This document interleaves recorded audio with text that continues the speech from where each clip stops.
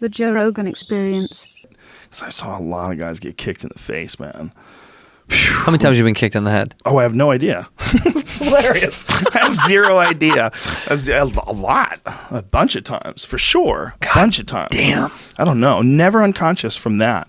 Never unconscious from anything. I dropped from a punch in a fight. I got TKO'd. I got dropped, and it was like he hit me on the jaw, and it didn't hurt per se. It wasn't like sometimes you get hit in the body like a liver shot. It fucking hurts so bad. It doesn't matter if you're in the middle of a fight. It hurts so bad. But the jaw didn't hurt. But my legs just stopped working. Like they went weep.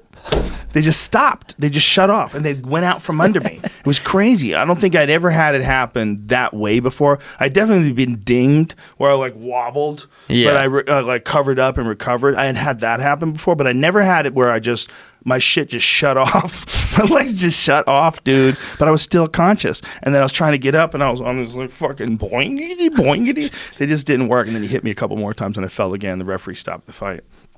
So that was the worst. I'd never been hit in the head. You'd never been knocked out from a kick? No, but I was always scared of it. You've been knocked out, though? No, never been knocked out. Never once? No. Shit. No. How many concussions do you think, on record?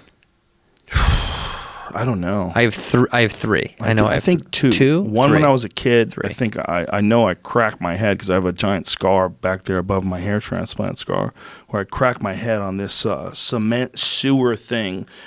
There was like some crane. We were kids. We were running past this thing, and something happened. I don't remember exactly what happened, but it involved falling and something slipping and something hitting me in the head. And it hit me in the head pretty fucking hard. Where I didn't go unconscious, but the whole world went like this. Yeah.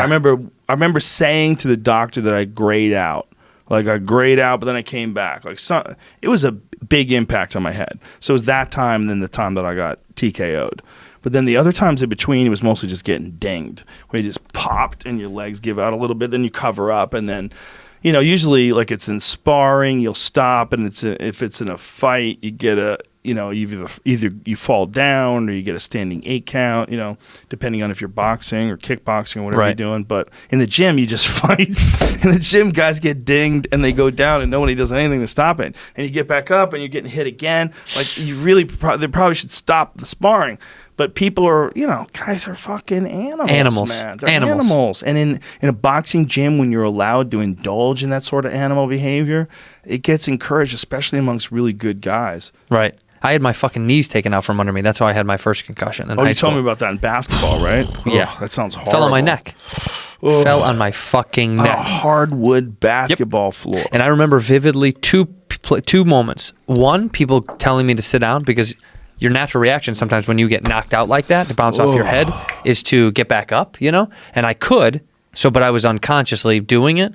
And then I remember that, and then I remember the paramedics asking me to lie down, and I remember saying, I'm going to throw up. And I did. I threw up everywhere and passed out. And woke up in the hospital. I fell on my fucking neck. And then in fucking junior high, I got popped so hard.